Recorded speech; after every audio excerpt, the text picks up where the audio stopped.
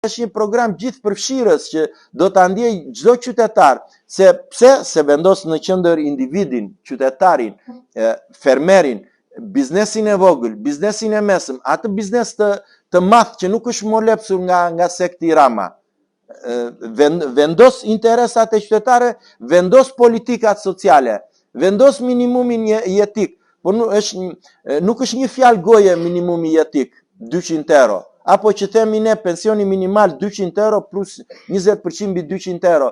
Për arsye se nga zhvendosja që i ka bërë Rama dhe që ka parë vetëm interesat të një grupi njerëzish, varfëria në Shqipëri është në përmasa galopante. 20% e popullsisë jetojnë në nivelin me $6 në ditë.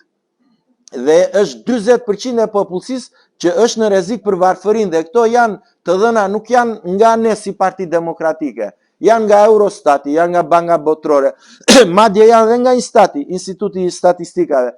Është e rëndësishme që të kthehet vëmendja tek industria prodhuese, përpunuese në vend. Është e rëndësishme që të kthehet te prodhimi vendas. Nuk e vendosim kot në pikë në program që krenaria jonë dhe Shqipëria madhështore do jetë Made in Albania. Pra do jetë prodhimi shqiptar për të suportuar, dhe taksa e shesh që do vendosë 10%, ato lehtësitë e tjera fiskale që i përmendi Tirdi shumë mirë, është një paket e gjithë masash që do bëjë atë që të rikthehet besimi shqiptarëve te Shqipëria, besimi shqiptarëve që Shqipëria bëhet, që qeveria do punoj për shqiptarët, që qeveria do punoj për biznesin, që qeveria do t'i stimuloj dhe ata emigrantë që kanë vendosur kapitale modeste sa i kanë atje jashtë vendit, të kthehen dhe për 5 vjet përjashtojnë atë taksat, të zhvillojnë bizneset e tyre, të vogla, të mesme, kryesisht biznese prodhuese, përpunuese. Ne kemi kaluar nga një vend që eksportonim produkte ushqimore, ne importojmë në masën 80%. Është çdo gjë, është nonsens këtu në Shqipëri. Këtu funksionon vetëm sektori i ndërtimit që është pa diskutim i mbështetur në pjesën më të madhe të tij, në shumicën e tij në para jo të pastra. Dhe është një fluckë e madhe që do plasi një ditë me këto ritme që po vazhdon, apo me këto projekte o gurzeza që ka Rama. Se klientët e tij ai i përkra me forma nga më të ndryshmet. Ai e jep portin e Vlorës, e jep portin e Durrësit, i përjashton nga taksat, i jep investitor strategjik, i jep pronat Shqipëria 1 euro.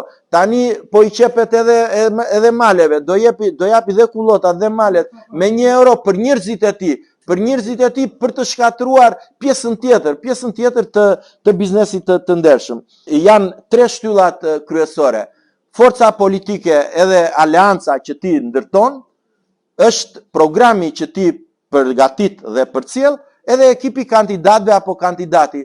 Dhe ne sot, si Parti Demokratike dhe si kandidat, ne jemi krenar me doktoreshën e shkencave, zonjë Monika Hasani Oshafi, për arsye se është pjesë e një ekipi e Partisë Demokratike këtu tek rajoni jon, për të prezantuar një nga pedagogët më të mira të Universitetit të Vlorës, jo për faktin që është drejtoresh departamenti e gjuhës dhe letërsisë e universitetit, por për vetë karrierën e vetë akademike, për gradën shkencore që ka doktore shkencas dhe titullin profesore asociuar, zonjën Monika Hasani Oshafi. Dhe siç u fol edhe këtu dhe ato njohuri që ne kemi, doktoresha Monika Hasani është një personalitet në fushën e saj.